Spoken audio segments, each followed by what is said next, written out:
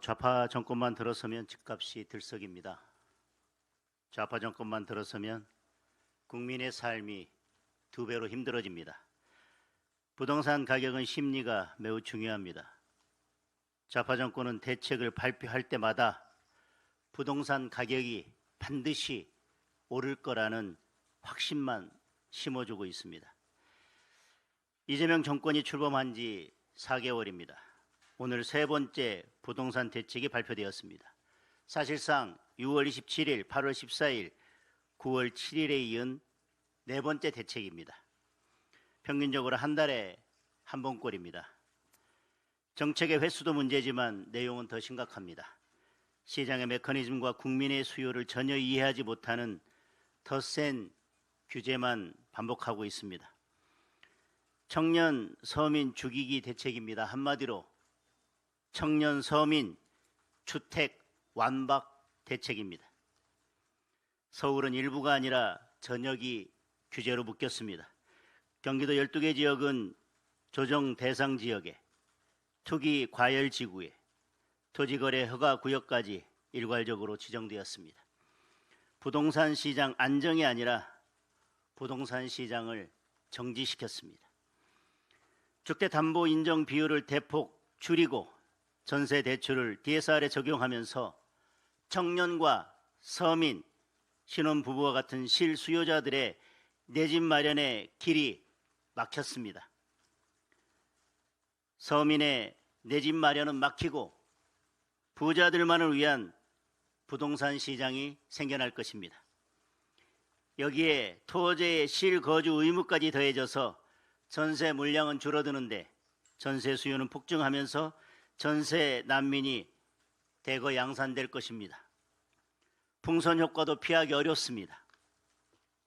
규제가 없는 도시 지역으로 자금이 몰리고 결국 전국의 집값을 올리는 역효과로 되돌아올 것입니다. 이번 대책은 결국 사야 할 곳을 미리 알려주는 좌표 찍기 대책입니다. 부동산 가격 상승 요인은 크게 공급 부족, 수요 증가, 유동성 확대입니다. 뚜렷한 공급 대책은 없습니다. 중대재해처벌법 엄격 적용을 밀어붙이면서 주택건설 자체를 포기하고 있습니다. 현금 살포로 유동성은 크게 확대됐습니다. 부동산 가격이 오르지 않을래야 오르지 않을 수 없는 상황입니다. 공급은 없는데 수요만 때려잡는 묻지마식 규제로는 집값을 절대 잡을 수 없습니다. 외국인만 특혜를 보고 국민은 차별받는 정책으로 주거 안정은 절대 이룰 수 없습니다. 또다시 부동산 폭등의 망령이 어른거리고 있습니다. 국민은 이미 부동산 정책의 끝을 알고 계십니다. 문재인 정권 시즌2입니다. 집값 폭등 시즌2입니다. 원인은 정부가 만들고 책임은 서민에게 떠넘기는 무책임한 대책입니다. 문재인 정권은 재임하는 동안 28번의 대책을 발표했습니다. 결과가 어땠습니까? 문재인 정권이 출범할 때 6억 원이었던 서울의 아파트는 5년 후 12억 원이 됐습니다. 2배가 오른 것입니다. 이재명 정부의 대책까지 합치면 전부 31번의 대책입니다. 이번 부동산 대책도 집값을 잡는 정책이 아니라 집값을 망치는 정책이 될 것입니다. 31전 31패가 될 것입니다.